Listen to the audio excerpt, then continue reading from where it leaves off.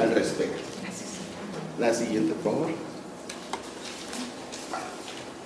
Aquí podemos ver un poco los contextos en los que esta matriz de aprendizaje puede incidir. Notarán los contrastes entre el género, ¿no?, aspectos fisiológicos, el contexto, etc. La siguiente, por favor. Entonces, la idea central que queremos dejar establecida es que el estilo de aprendizaje, que son aspectos cognitivos y metacognitivos, depende de la matriz del aprendizaje escolar, que son todos los aspectos fisiológicos y psicológicos. Que el aprendizaje se realiza en un ambiente en donde interactúan el alumno, el grupo y el profesor. Y que el profesor, para que le sirva el conocimiento de los estilos de aprendizaje, debe establecer dos tipos de estrategias. Unas de las que se habla mucho, que son las estrategias didácticas, que si son lúdicas, talleres, proyectos, etcétera, etcétera. Pero otras de las que se habla poco o se habla mal, que son las de gestión ambiental. Entonces, de las de gestión ambiental se habla muy poco y es propiamente la experiencia del profesor la que le va dando esas habilidades de manejo del grupo que permita crear un clima adecuado de aprendizaje. Entonces, esta es la idea central que les queremos presentar. Bueno, un ejemplo de cómo ven los alumnos ese clima de aprendizaje, pues es este listado que hace un alumno, donde parte desde no nos toman en cuenta los maestros, no nos dejan explicar nuestra situación, gritan mucho los maestros, nos dan muy poquito receso, el de matemáticas nos reprueba, que tengo que pasear al perro, que tengo que cuidar a mi hermana, no nos dejan jugar fútbol, no nos dejan tener problemas, que no puedo pelear. Tal vez aquí en la anexa sea difícil ver esto, pero bueno, esta escuela está cerca de la anexa. Un día podemos hacer una excursión y vemos. La siguiente, por favor. Bueno, esto de los estilos de aprendizaje es una situación muy, muy compleja, pues porque existen múltiples modelos sobre dichos estilos, ¿sí? Nosotros detectamos estos 6, ¿no? El más conocido es el de la programación neurolingüística, de visual, auditivo, kinético, pero existen esos y probablemente se puedan hacer muchos más, y hemos preparado algunos elementos sobre cada uno de ellos. Bueno, aquí hay un mapa donde están más o menos ubicados y relacionados, ¿no? Aquí lo importante es que estos modelos estos estilos de aprendizaje se tienen que relacionar con estrategias de enseñanza. O sea, para que potenciemos nosotros el estilo, se requiere una cierta estrategia, que es lo más importante. Bueno, los cuadrantes cerebrales de Hermann los clasifica en 4 y a partir de ahí establece 4 tipos de alumnos, ¿no? El experto es lógico, analítico, basado en hechos, cuantitativo, ¿no? Un ser frío, un alumno frío. El cortical derecho es el estratega, que es más intuitivo, holístico, integrador, sintetizador. Límbico izquierdo, el organizador, que es un organizado, secuencial, planeador, detallado. Y el límbico derecho es el interpersonal, los sentimientos, el estético y el emocional, con esas características. Aquí ya se meten los autores en una serie de vericuetos sobre explicar cada uno de ellos y las estrategias correspondientes. En el PDF que les vamos a dejar junto con la presentación y nuestro correo, ustedes van a poder avanzar en ellos. El de Fender y Silverman es más práctico porque establece en función de 5 preguntas los posibles estilos. Respecto al tipo de información que perciben, habrá unos más sensitivos, que es en la función de lo que observan, y otros más intuitivos, que integran lo global. ¿Qué modalidad sensorial es más efectivamente percibida la información? Los visuales, los que observan, los verbales, que son los que escuchan. ¿Qué tipo de información manejan mejor? Están los inductivos, que a partir de lo particular integran, y están los deductivos, que a partir de lo general pueden explicar. ¿Cómo progresa cada uno de ellos? Están los secuenciales, que son los que van paso a paso, y otros que primero hay que explicarles lo global para que puedan entender. ¿Y cómo procesan la información? Pues unos más a partir de actividades y otros a partir más de la reflexión. Kolff los clasifica en 4 y dice que el aprendizaje se realiza de acuerdo siguiendo este proceso: la actividad, la reflexión, la teorización y la experimentación. Entonces el alumno más desarrollado es aquel que logra pasar por todas estas etapas. De todo esto hay más en el material que les dejamos. Sin embargo, lo que queremos resaltar es que, bueno, estas son características cognitivas del alumno que se tienen que encuadrar dentro de un contexto real. El visual kinestésico, bueno, pues ese es el más conocido.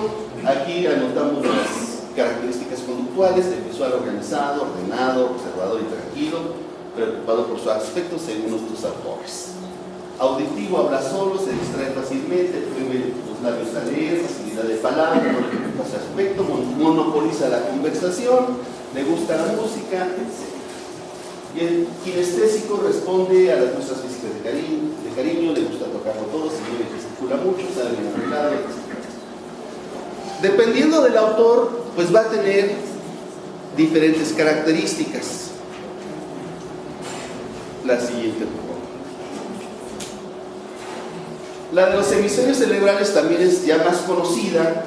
Entonces el lado izquierdo del cerebro lo integran más con la cuestión lógica, visualiza símbolos abstractos, verbaliza sus ideas, aprende la parte al todo, analiza la información paso a paso. En tanto el holístico visualiza más imágenes que cuestiones abstractas, piensa con sonidos, sensaciones, pero no logra verbalizar, aprende del todo a la parte y no analiza la información, sino la sintetiza. Algunos estudios recientes dicen que el cerebro femenino tiene mejor integración de ambos hemisferios que el masculino.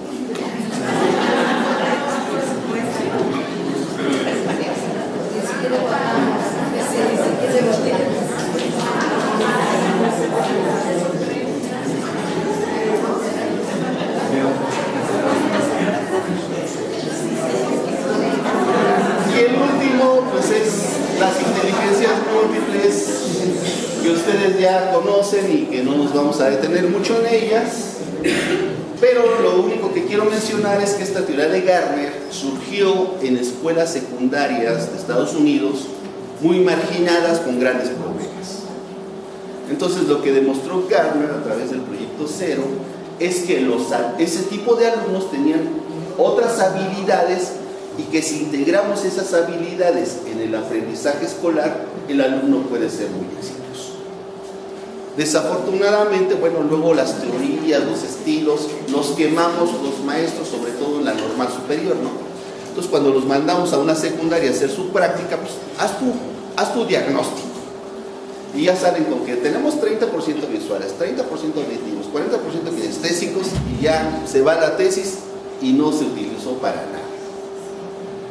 Entonces, en este sentido, nosotros tuvimos que recurrir a otra categoría, que son las matrices de aprendizaje. Este cuadro es muy interesante porque nos muestra cómo reacciona el alumno ante la clase. Los cuadros del medio son metacognitivos. es lo que nosotros no vemos en la mente del alumno, pero es lo que pasa. Los extremos es lo que nosotros observamos. Entonces el maestro empieza a dar su clase y la respuesta, tenemos una primera respuesta que la considera importante, la acepta, se motiva, se involucra en la tarea, pone toda su atención, empieza un proceso de qué estrategias va a utilizar para resolver esa tarea, utiliza sus conocimientos y llega a un aprendizaje. El problema no son este tipo de alumnos que nosotros les llamamos autorregulados u ordenados. El problema está en todos los demás que están de lado izquierdo. No la considera importante, la rechaza en sus adentros, por tanto no se motiva, empieza su mente a hacer otra cosa y luego esto es lo que observamos. Cómo el alumno se distrae, no pone atención, ¿no? Se pone a hacer otras cosas. Tenemos ahí dibujos muy bonitos de muchos alumnos que tenemos una colección. Y luego utiliza sus conocimientos en lo que el maestro dio la clase. Si el niño es muy listo, pues puede atinarle a alguna pregunta, y si no, pues... Pero aquí lo importante es esto, ¿no? Este cuadro nos permite una primera clasificación de los alumnos, que es en la cual nosotros basamos nuestra matriz de aprendizaje escolar, distinguiendo entre el alumno autorregulado y los de su lado izquierdo, y de su lado derecho los alumnos que nosotros denominamos desordenados, pasivos y activos.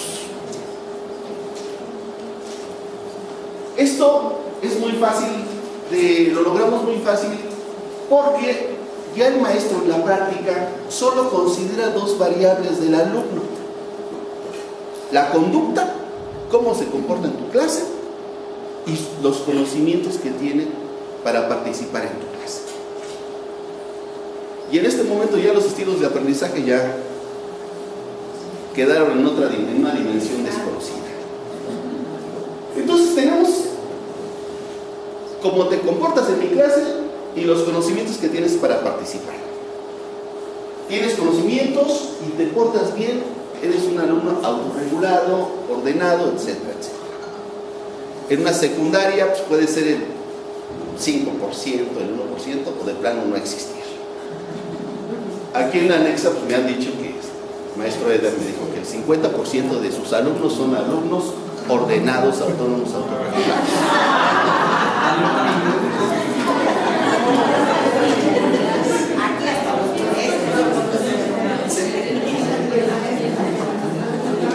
Luego tenemos al alumno que nosotros denominamos activo.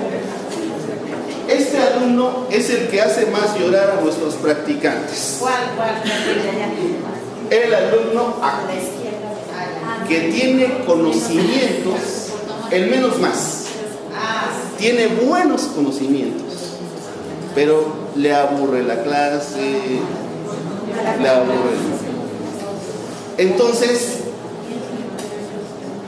si el practicante tiene la habilidad suficiente, puede hablar con él, negociar con él, y puede que no lo haga sufrir.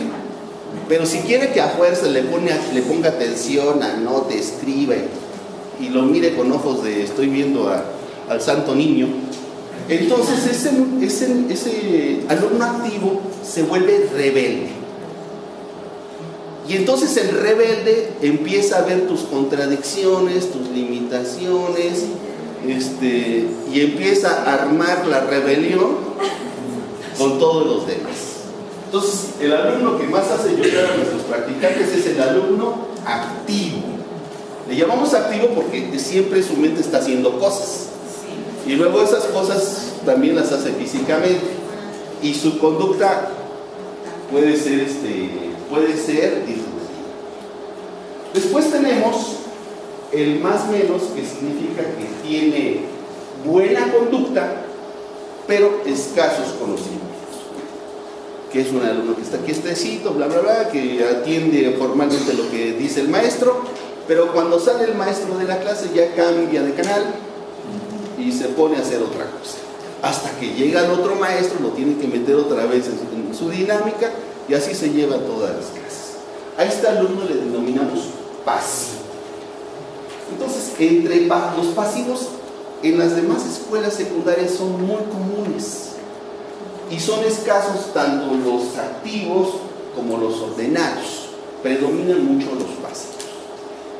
Y luego, pues, los que no pueden faltar en otras secundarias, en la anexa dicen que no, es el que tiene escasos conocimientos y mala conducta. Vamos a traerles un día unas fotos para que los conozcan.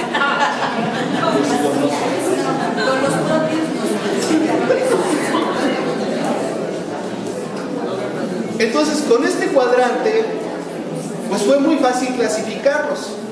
Entonces le decimos a nuestro practicante, ¿sabes qué? Cuenta cuántos tienes de cada uno de ellos y ve qué grupo es el que está liderando a los demás, porque a veces los 2, 3 desordenados dirigen a todos los pasivos, o 2, 3 activos dirigen a todos los demás. Y a partir del tipo, de la mayoría de tipo de alumnos que tengas, entonces vamos a diseñar tu clase. Y en primer lugar vamos a diseñar el grado de dificultad que le vas a pedir a la clase. Entonces tenemos 3 grados de dificultad. El básico, ¿no?, que es que el alumno logre el aprendizaje esperado a partir de la demostración y de la guía del docente. El intermedio es, bueno, están los pasivos, pero ya negocié con los activos, y hay algunos ordenados, entonces puedo poner alguna actividad con un grado de dificultad mayor, por ejemplo la lectura, ¿no?, y a partir de ahí logro esos aprendizajes esperados. Y un grado avanzado ideal que dicen que aquí en la anexa, ojalá un día la directora me dé permiso de enviar.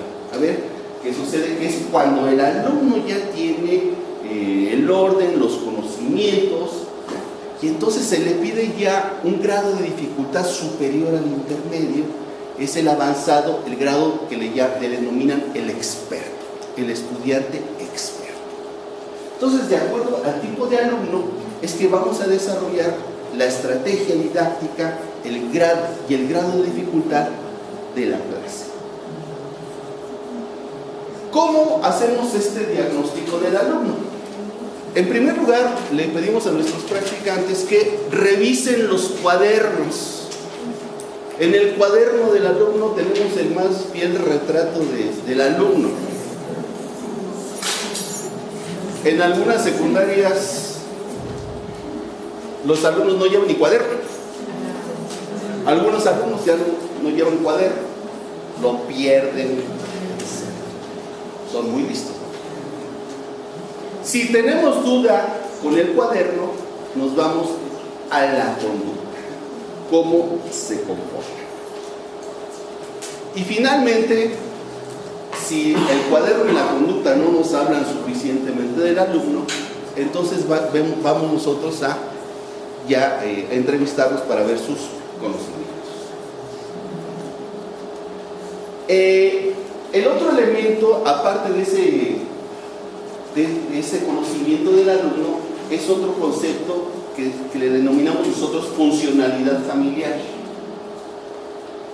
Los alumnos en la escuela tratan de llevar sus pautas familiares, y no solo el alumno, sino también los adultos.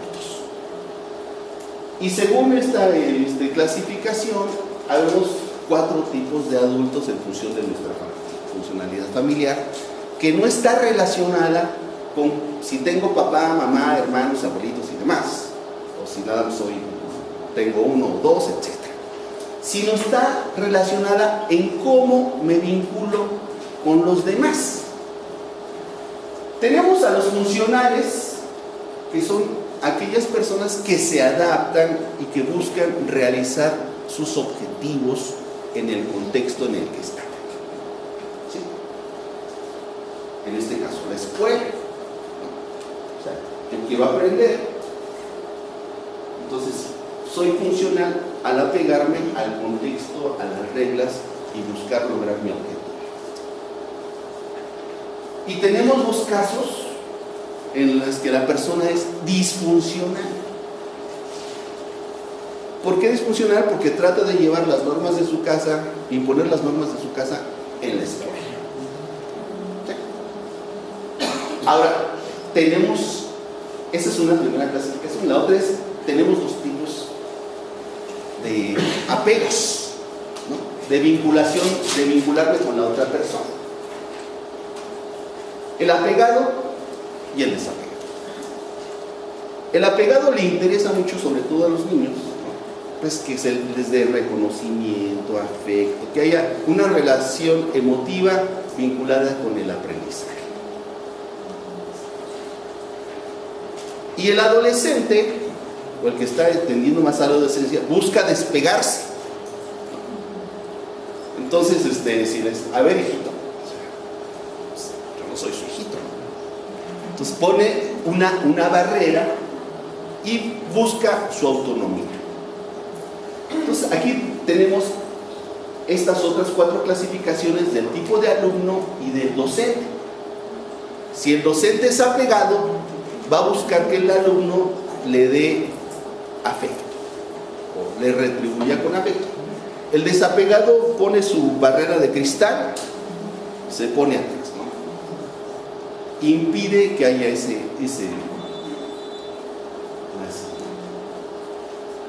aparte tenemos pues la crisis de la adolescencia en la que se encuentran varios alumnos, donde están la pulsión sexual, problemas de angustia, pérdida de sentido, desorden de personalidad. O sea, esto se puede dar en función de cómo se maneja la etapa. Eso nos genera conductas disruptivas y la necesidad de integrar en las estrategias didácticas procesos de sublimación. Y esto nos lleva a la cuestión de las estrategias. Otro elemento muy importante que nos define por qué un alumno es autónomo ordenado, según estudios que hay sobre comparativos de mexicanos y españoles, son estos 3 elementos. En primer lugar, la autoestima. El alumno se considera capaz de resolver los problemas.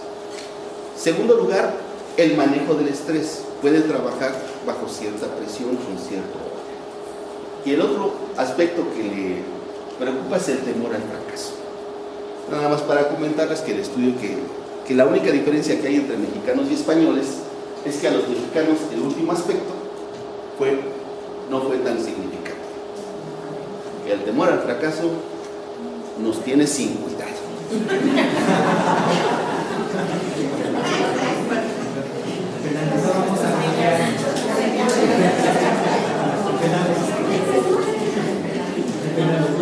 Bueno, ya me lo vamos a terminar. Nosotros seleccionamos 4 estrategias de acuerdo al tipo de alumno. En el caso del autorregulado, que es el alumno ordenado, definimos como autonomía que el alumno tenga, en primer lugar, una protección del medio. Porque en las escuelas que no son la anexa, pues a estos ordenados se les van encima, ¿no? O sea, el bullying es sobre ellos. Entonces hay que crearles un ambiente de protección, que es la autonomía, y darles un reto, porque usualmente terminan antes una actividad. Entonces hay que ponerles un grado de dificultad, una tarea extra, que le permita al alumno aprovechar su autorregulación, su orden. En las escuelas normales, que no es la anexa, esto es un lío, porque tienen ustedes a 10 maestros que tratan de forma diferente al alumno ordenado y a todos los demás. Entonces el alumno no sabe cómo comportarse, o tiene que comportarse de acuerdo a cada maestro. Y ya hemos tenido casos, lo hemos visto en las reuniones de consejo, donde sale una maestra, este alumno me amenazó y ya no sé qué hacer con él. Y sale otro maestro diciendo, no, conmigo no tiene ningún problema. Y sale otra maestra diciendo, sí, es un niño maravilloso. Y ahí ya se detuvo todo.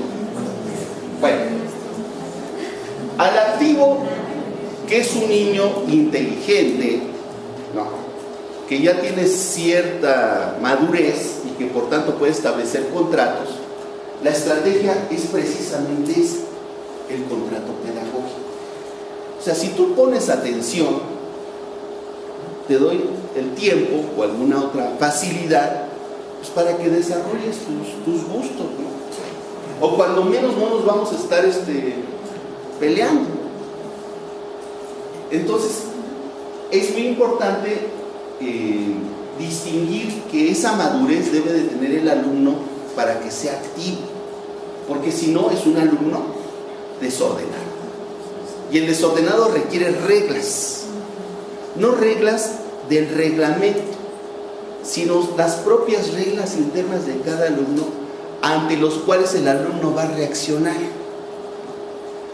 Los mexicanos saben que somos muy afectivos, entonces la sanción, el estímulo, el premio, como le gusten llamar, tiene que ser personalizado en función de las características del alumno. ¿Y esto por qué? Porque pues es muy común que el maestro les dicte la primera clase el reglamento y dice, bueno, pues el que tira la basura se sale. Y al desordenado que no le gusta esa clase, pues entra el maestro, agarra y tira su basura. ¿Para qué? Pues para que lo saque. Entonces, ese tipo de reglas ya no nos funciona. Tenemos que ver cuál es la regla, cuál es el estímulo adecuado a la persona. Claro, nos basamos mientras del reglamento, ¿no? Nos basamos en el reglamento general, pero tenemos que tener tiempo para conocer al alumno y establecer el estímulo que más lo pueda motivar, o mover, o doler. La siguiente, por favor. Perdón, nos faltó uno. Entonces ya tenemos las reglas, el contrato, la autonomía. Y el pasivo, obviamente, es un niño que no tiene hábitos de estudio. Y para que logre esos hábitos de estudio requiere rutinas, requiere orden. Tanto orden en su cuaderno como orden en sus tareas, un conjunto de actividades que el alumno tiene que hacer. Porque, por ejemplo, el maestro novato dice, a ver, ¿quién quiere participar? Pues nada más levantan la mano los ordenados y si le va bien los activos. Entonces, la única forma de trabajar con estos pasivos es establecer estas rutinas en la clase y fuera de la clase, de tal forma que ellos se vean obligados a participar y que ya sepan que tienen que llevar su cuaderno, ya sepan qué actividad se va a realizar y que tienen que cumplir. Y que el profesor los va a revisar al final. Entonces, este establecimiento de rutinas es necesario para el alumno pasivo. Con esto establecemos cuál es la estrategia de gestión ambiental y el grado de dificultad de los contenidos. Nuestros alumnos de historia llegaban, se aprendían su rollo y con ese se podían parar en cualquier escuela, tanto en la anexa como la 131 de San José de la Escalera. Y no variaban sus estrategias. Ellos pensaban que con que ellos se supieran la conquista de México, ya con eso era suficiente. Lo que hemos aprendido durante años en observación y práctica docente es que no basta saber los contenidos, que es necesario conocer a los alumnos y establecer dos cosas. ¿Cuál es la estrategia que vamos a trabajar? Y el grado de dificultad del aprendizaje esperado. Si dice el aprendizaje esperado ubicar, pues lo decimos a nivel básico, es bueno, en la línea del tiempo o en el mapa histórico que ubiquen, se acabó. Un grado de dificultad intermedio es, te doy un texto y construye la línea del tiempo o elabora el mapa histórico. Y un nivel avanzado es, a partir de esta línea del tiempo, elabora un resumen del tema. Entonces, tenemos que graduar el grado de dificultad de los aprendizajes esperados en función del tipo de alumno y tenemos que generar el ambiente de aprendizaje con el manejo adecuado de todas estas estrategias de control, empezando por los autónomos. O sea, yo les digo a mis alumnos, o sea, si pierdes a un desordenado, pues no pasa nada, pero si pierdes a un ordenado, no está mal el niño, estás mal tú. Entonces tu primera obligación es cuídame a los ordenados.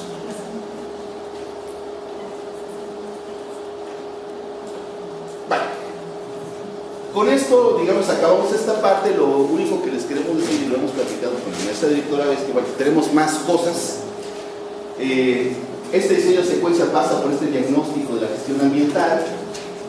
Implica desarrollar secuencias de distinto grado de dificultad, inductivas, informativas, procedimentales, prácticas y de integración, que se pueden evaluar en primer lugar con un banco de reactivos bien elaborado, que nos puede servir mucho en las clases, y ya teniendo esta planificación, el desarrollo de las estrategias de gestión, que es el aprendizaje por proyectos, el aprendizaje multimedia, la gestión mental, etcétera, etcétera. Y con esto pues damos por concluida esta plática y les agradecemos mucho su atención.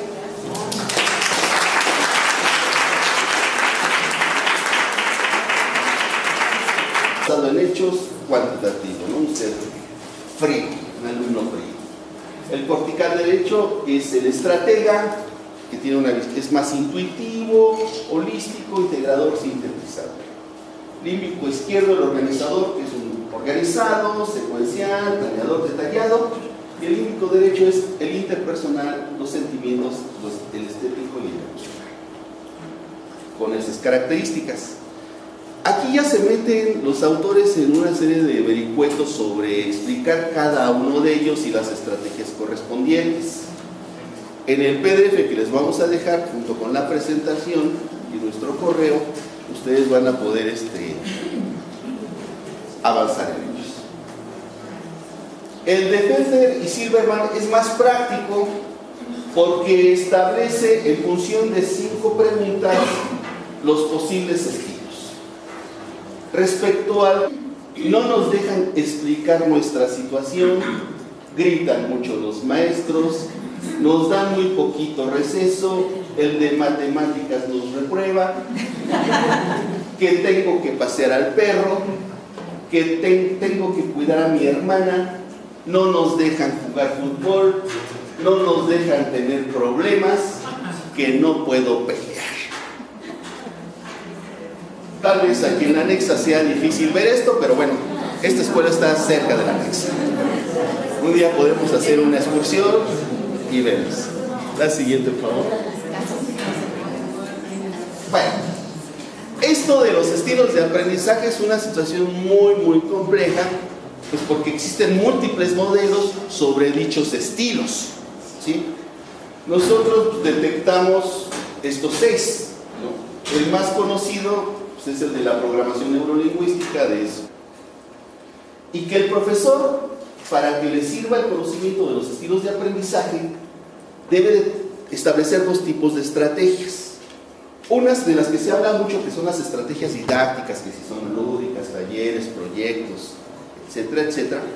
Pero otras de las que se habla poco o se habla mal, que son las de gestión ambiental.